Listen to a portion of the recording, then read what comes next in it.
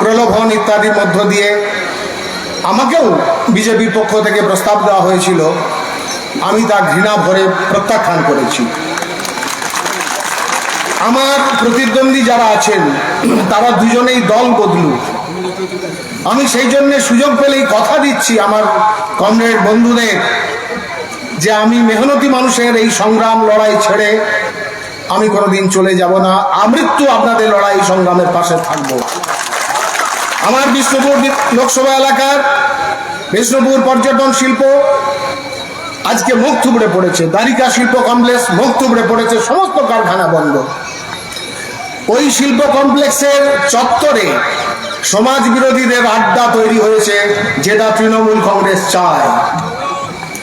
নদী ভাঙন, হাতির উপদ্রব, এরকম সমস্যা অনেক আসছে। জব কার্ডের কাজ বন্ধ, এগুলি মানুষের সামনে আমরা বলছি। যে বলেছিলেন যে সোনার বাংলা গড়ব, আজকে সোনার বাংলা কেমন গড়েছেন দেখুন। 12 বছরে সোনার বাংলা আজকে তিলে খচ্চর বদমাস সব জেল খাচ্ছে। যিনি বলেছিলেন উন্নয়ন দাঁড়িয়ে আছে, তিহার জেলে কালো কম্বল পেতে তিনি শুয়ে আছেন। তিনি খাট চেয়েছিলেন, জেলার সাহেব তাকে বলেছেন না, খাট দেওয়া যাবে না। এর চেয়ে আর লজ্জা ঘৃণা। 25,753 জনের চাকরি চলে গেল।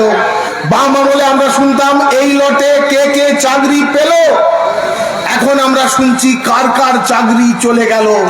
এর চেয়ে লজ্জার ঘৃণার উদ্বেগের বিস্ময়ের আর কি হতে পারে?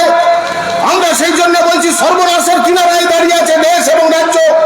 এই সর্বনাশের কিনারা থেকে তুলে আনতে হবে।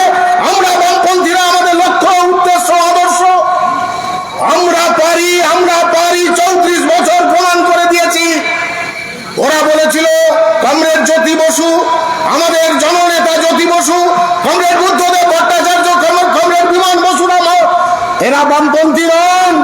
বামপন্থী নাকি মমতা ব্যানার্জি। আজকে মানুষ হাড়ে হাড়ে টের পাচ্ছে কেমন বামপন্থীর হাতে ক্ষমতা দিয়েছি আমরা। কমরেড বুদ্ধদেব ভট্টাচার্য বলেছিলেন, আর যাই করুন এই উচ্ছৃঙ্খল বিশৃঙ্খল একটা দল, দুষ্কৃতীদের দুর্নীতিগ্রস্তদের একটা দল তৃণমূল কংগ্রেসকে আমাদের রাজ্যের ক্ষমতায় আনবেন না। আমরা শুনিনি সংখ্যাগরিষ্ঠ মানুষ ভোট দান করে 2011 সালে ওদেরকে ক্ষমতায় এনে আজকে হাড়ে হাড়ে বুঝতে পারছে পরিত্রাণ চাইছে তৃণমূল কংগ্রেসের হাত থেকে, আর সেই সুযোগটা লুফে নেওয়ার চেষ্টা করছে বিজেপি। তবে আপনাদের আশ্বস্ত করছি আমি, বিজেপি তৃণমূল ভয় খাচ্ছে।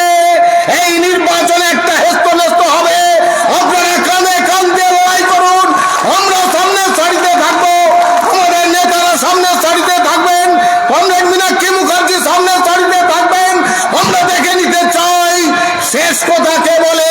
কমরেড জ্যোতি বসু বারে বারে বলে গেছেন, শেষ কথা বলে জনগণ। জনগণের প্রতি আস্থাশীল থেকে আমরা প্রতিদিন প্রতিনিয়ত এই মারাত্মক গরমে লড়াই সংগ্রামের মাঠে ব্রতী আছি। আপনারা আসুন, আরো যারা একটু দূরে আছেন তাদেরকে ডেকে আনুন, আরো কিছু মানুষকে আমাদের সঙ্গে আনতে হবে। আমার দৃঢ় বিশ্বাস বর্ধমান জেলা পার্টির কাছে আমি বর্ধমান বিশ্ববিদ্যালয়ে পড়াকালীন অনেক কিছু পেয়েছি, তাই তাদের প্রতি আমার কৃতজ্ঞতা থাকছে।